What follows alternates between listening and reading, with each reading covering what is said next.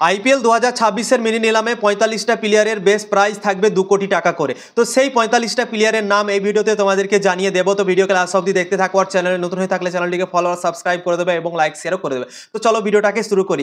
IPL 2026-এর mini নিলাম হতে চলেছে 16ই ডিসেম্বর এবং অনেকগুলো খবর বেরিয়ে আসছে। সকাল থেকে তোমাদেরকে জানালাম জেমি স্মিথ, তারপর জস ইংলিশ, তারপর গ্লেন ম্যাক্সওয়েল বলে দিয়েছে আমি আইপিএল খেলবো না, সে নাম রেজিস্টার করেনি। তো অনেকগুলো খবর আজকে বেরিয়ে এসছে এবং 45টা প্লেয়ার যাদের 2 কোটি করে বেস প্রাইজ আছে তাদের লিস্টও কিন্তু বেরিয়ে গিয়েছে ভাই। তো চলো তোমাদেরকে এক এক করে বলে দিচ্ছি সেই 45টা প্লেয়ারের নাম, ঠিক আছে।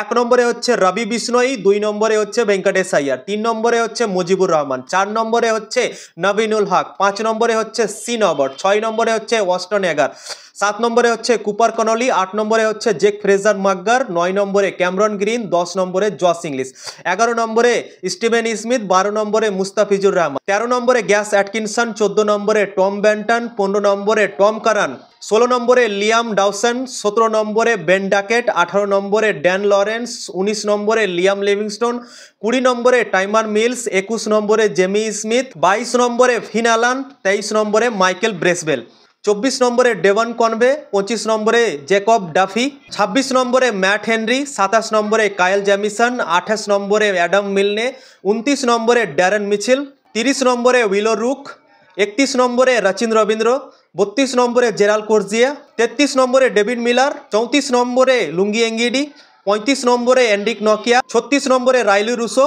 37 নম্বরে তাবরেজ শামসি, 38 নম্বরে ডেভিড ভিজে, 39 নম্বরে অনিন্দু হাসরাঙ্গা, 40 নম্বরে মাথিসা পাথিরানা, 41 নম্বরে মহেশ তিকসানা, 42 নম্বরে জেসন হোল্ডার, 43 নম্বরে সেহব, 44 নম্বরে আকিল হোসেন, 45 নম্বরে এলজারি জোসেফ। তো এই 45টা প্লেয়ারের বেস প্রাইস থাকবে আইপিএল 2026-এর মিনি নিলামে 2 কোটি টাকা করে।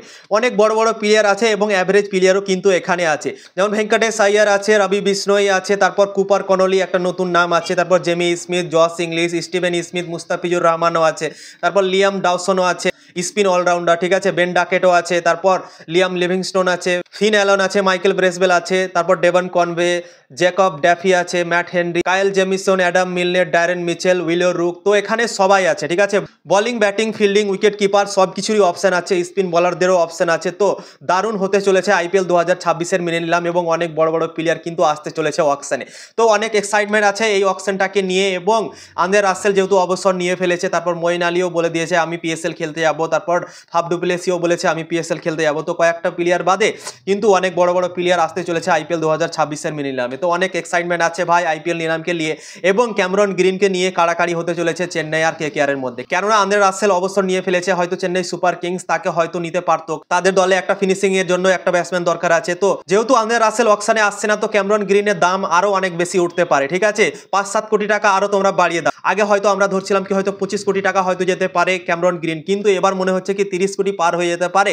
ঋষভ পন্থেরও রেকর্ড ভেঙে দিতে পারে ক্যামরন গ্রিন আমার মনে হয় আন্দ্রে রাসেল অবসর নেওয়াতে। তো অনেক বড় বড় প্লেয়ার অকশনে আসতে চলেছে, মজা আয়েগা ভাই, ফুল এনজয় হবে আইপিএল 2026-এর মিনি নিলামে 16ই ডিসেম্বর। তোমরা কতটা এক্সাইটমেন্ট আছো কমেন্ট করে জানাতে পারো।